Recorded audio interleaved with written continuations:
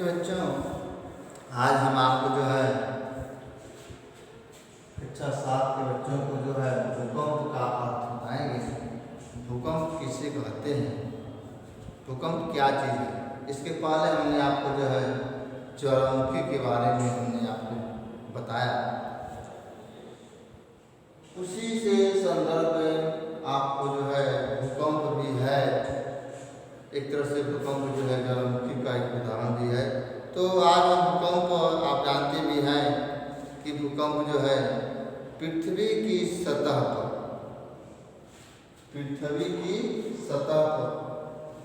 अचानक कंपन होता है तो उसे हम क्या कहते हैं, भूकंप कहते हैं।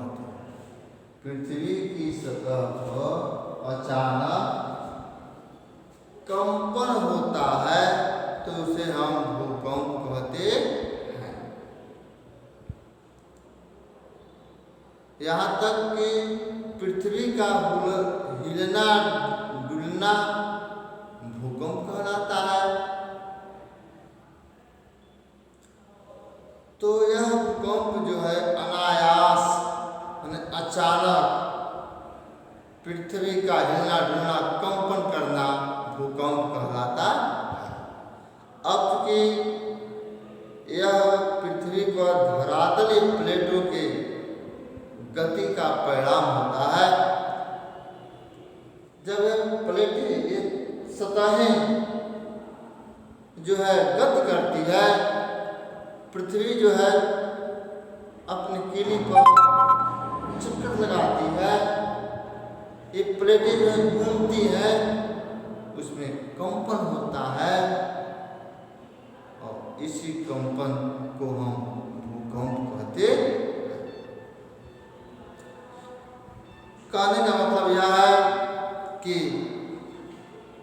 यह भूकंपीय तरंगे जो लहरें होती हैं, यह जो है पृथ्वी के अंदर से उत्पन्न होती है और पृथ्वी के अंदर से जो उत्पन्न होती है कंपन, उसी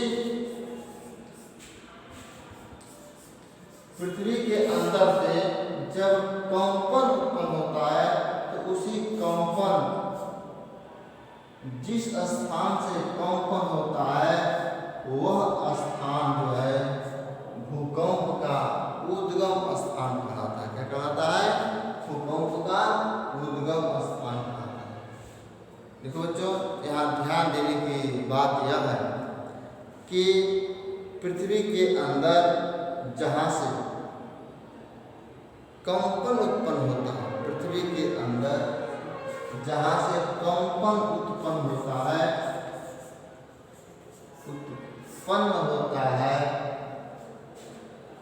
उस स्थान को हम क्या कहते हैं, भूकंप का उद्गम कहते हैं। क्या कहते हैं हम? भूकंप का उद्गम कहते हैं। जिस उद्गम केंद्र के ठीक ऊपर धरातल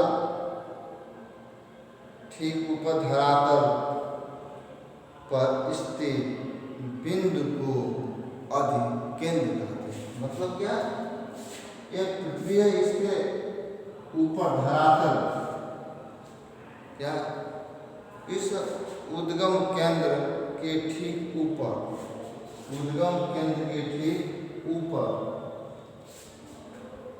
धरातल पर स्थित बिंदु को अधिकेंद्र कहते हैं। क्या कहते हैं? अधिकेंद्र कहते हैं। तो अधिकेंद्र समझ गए कि ठीक उद्गम स्थान धरातल पर स्थित बिंदु को हम जिस उद्गम केंद्र से ठीक ऊपर धरातल पर स्थित बिंदु को हम अधिकेंद्र कहते हैं। अब चूंकि इस स्थान पर भूकंप जो है सबसे पहले और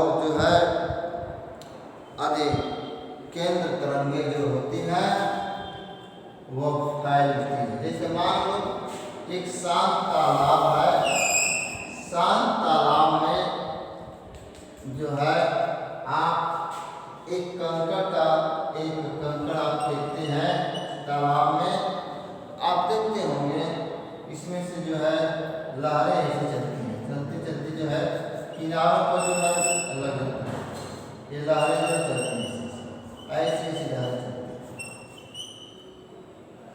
ये लहरें जो चलती हैं कंपन करते हुए इस किनारे तक तट तक तरंगे जो है उत्पन्न होती है और जो है अधिकेंद्र पर होता है और केंद्र से दूरी जैसे जैसे बढ़ती जाती है, केंद्र से दूरी जैसे जैसे बढ़ती जाती है और वैसे वैसे भूकंप की जो तीव्रता होती है वह कम हो जाता है। क्या कहता है? वह कम हो जाता है।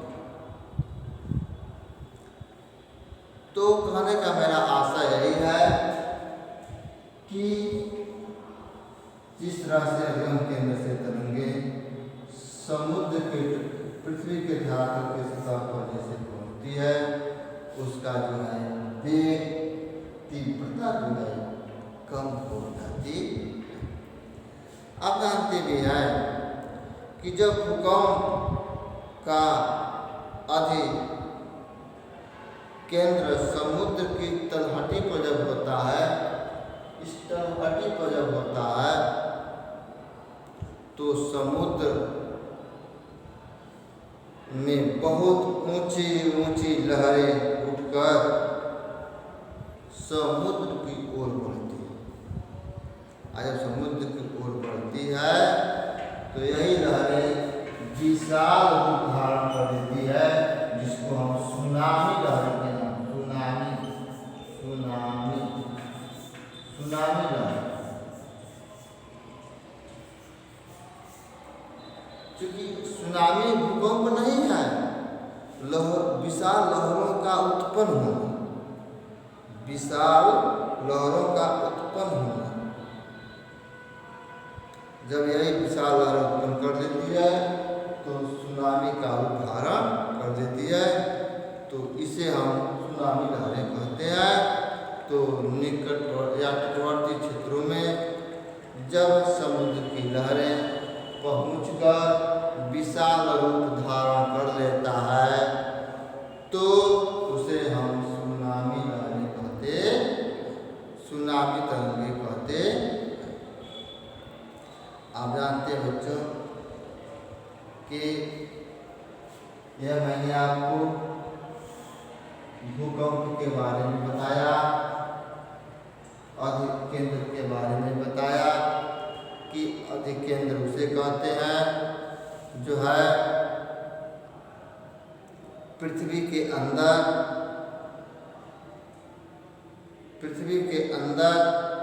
जहाँ से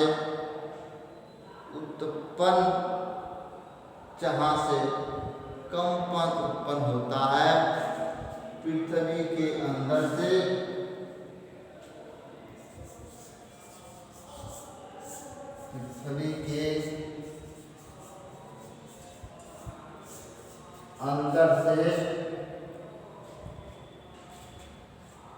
कंपन उत्पन्न होता है, पृथ्वी के अंदर से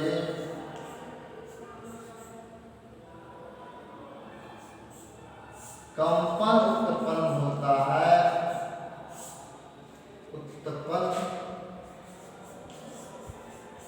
होता है, तो उस स्थान को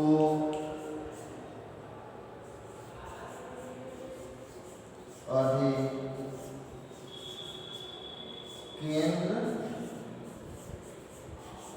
कहते।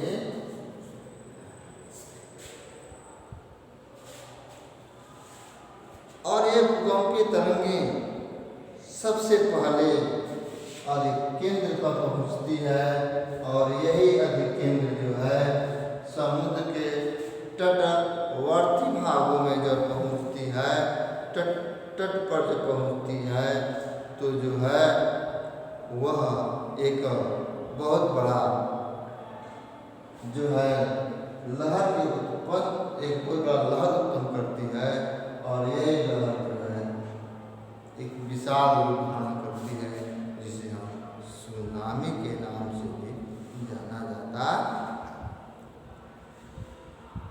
तो आइए आपको हम एक चीज़ और बता दें कि भूकंप ज़्यादा प्रशांत महासागरीय भागों में महाद्वीपीय पेटी क्योंकि आपका भारतीय महाद्वीपीय महाद्वीप जो तीनों जल से घिरा हुआ है और जो है भूकंप ज़्यादा जो है समुद्रों के किनारे दिखने को मिलता है। यहाँ पर भूकंप के आने का क्या कारण है इस चीज़ को हम बता दे रहे हैं। भूकंप आने के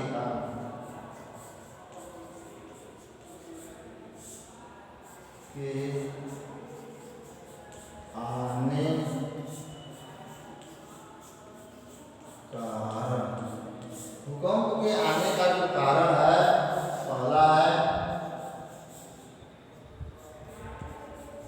भूगर्भ में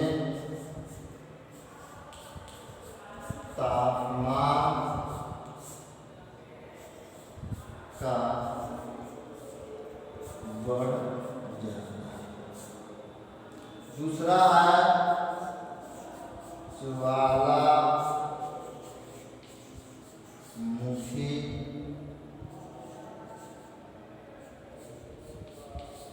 उद्गार। तीसरा है जल का रिसाव। और चौथा है प्लेटों का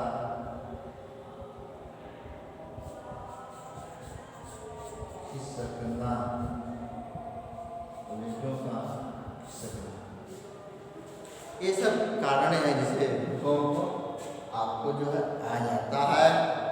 भूकंप से बहुत सारे मकाने भवने यहाँ तक कि फसलें पेड़ पौधे यह सब जो है बर्बाद हो जाते हैं और बर्बाद होने के साथ साथ जो है मानव जीवन को बहुत बड़ी आपदा आ जाती है। और भूकंप से कुछ लाभ भी हमको मिलता है। यह हमें जो है पृथ्वी के अंदर के बारे में कुछ जानकारी प्राप्त हो जाती है। भूकंप के आने से हमें बहुमूल्य खनिज पदार्थों की प्राप्ति भी होती है और समुद्री भाग में कंपन। भूकंप आने से तटीय क्षेत्र का तट जो होता है वह कट फट जाता है जिससे जो है मछुआरों के लिए भी वह लाभदायक होता है। तो इस प्रकार जो है आपका यह चैप्टर जो है यह समाप्त होता है। इसको आप लोग लिख लेना, नोट बना लेना, फिर हम